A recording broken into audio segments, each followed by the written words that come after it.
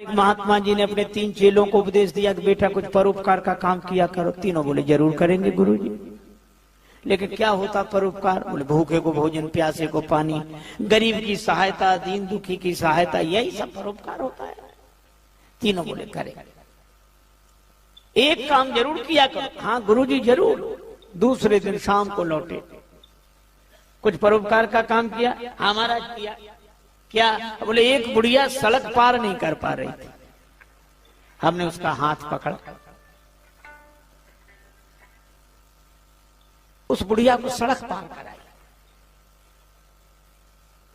ठीक, बहुत अच्छा, आशीर्वाद करना चाहिए ऐसे ही था। अब दूसरे से पूछा तुमने?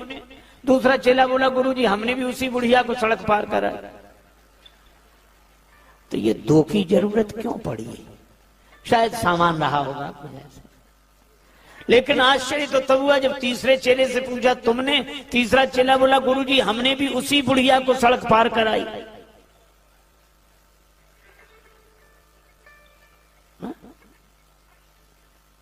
अब गुरुजी के आश्चर्य का ठिकाना नहीं रहा कि 3 की जरूरत क्यों पड़ी। एक बुढ़िया को सड़क पार कराने में 3 की जरूरत क्यों पड़ी?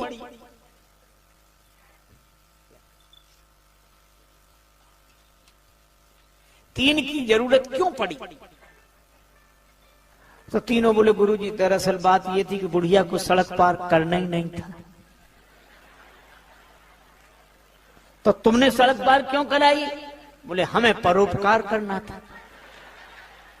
बुढ़िया से कहा चल तुझे सड़क पार कराएं। वो बोली हमें नहीं जाना। बोले तुझे नहीं जाना पर हमें तो परोपकार करना है। तो उसने जिद की तो दोनों हाथ पकड़ लिए और खींच कर ले जाओ। तो गालियां देने लगी तो तीसरे ने हाथ पकड़ा। तीनों ने मिलकर परोपकार कर दिया। गुरुजी बोले मूर्खो, वो गाली देती रही तो भी तुम्हें समझ में नहीं आया? बोले गुरुजी आप ही तो कहते थे कि अच्छे काम में गाली भी मिले तो परवाह नहीं करना चाहिए, कर देना चाहिए। अब बोलो,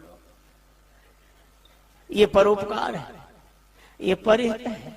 बहुत बार तुम धर्म के नाम पर धर्म करते रहते, और धर्म के नाम पर हम जो धर्म करते हैं उसका धर्म से कोई संबंध नहीं। एक बार एक मरीज वैद्य के पास गया। वैद्य जी कल से परेशान है, पेट में दर्द है, आंखों में जलन है। वैद्य जी ने 2 पुड़िया बना कर दी। ये चूरन है, गर्म पानी से ले लेना, पेट ठीक हो जाएगा। और इसमें ये अंजन है, इसको आंख में लगाना। ठीक है, लेकर तो गया। पुड़िया भी सही थी, वैद्य जी भी सही थे। घर जाकर पुड़िया बदल गई।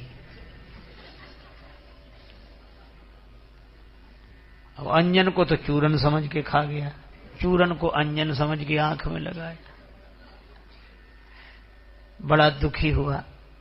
पर इसे दुख किसने दिया? दवा ने दिया या वैद्य ने दिया? अरे इसकी बेवकूफी ने दिया, ना समझी ने दिया। एक आदमी बड़ा हैरान था, बड़ा परेशान, कोई खो गया, कोई खो गया। किसी ने कहा क्या हुआ? कौन खो गया? मेरी पत्नी खो गई है, मिल नहीं रही। पत्नी खो गई? हाँ। तो नाम पता बताओ तो हम भी तुम्हारी सहायता करें, तुम्हारी पत्नी को खोज निकालें। नाम क्या है? बोला हमारा नाम बेवकूफ है। बेवकूफ? हाँ। और तुम्हारी पत्नी का क्या नाम है? तो बोला फजीहत।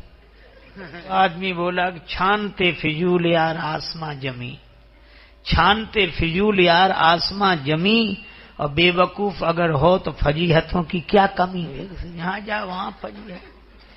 तो उस आदमी की मूर्खता ने दुख किया दिया। न वैद्य ने दिया, न दवा ने दिया, दवा बदल दी।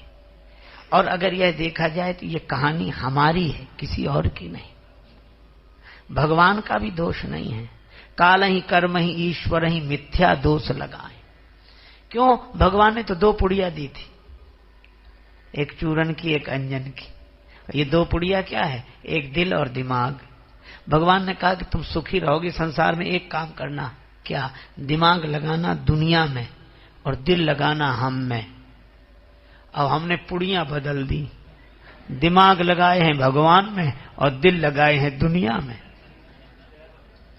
और कुछ नहीं, केवल इतनी सी बात है।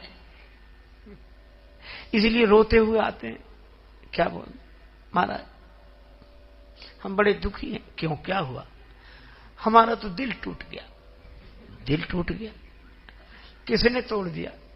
हमारे अपने लोगों, हमारे घर वालों ने दिल तोड़ दिया। जो ये शिकायत करते हुए आते हैं उनसे पूछो कि तुमसे दिल लगाने के लिए कहा किसने था? दिल टूटने की तो खबर देने आते हैं और जब दिल लगाने जाते तब नहीं पूछा। घर ने दिल तोड़ दिया। अरे पुड़िया बदल गई, घर दिल से नहीं दिमाग से चलता है। इसलिए संसार पर विचार करें, विचार पूर्वक संसार में रहें और विश्वास पूर्वक भगवान में रहें।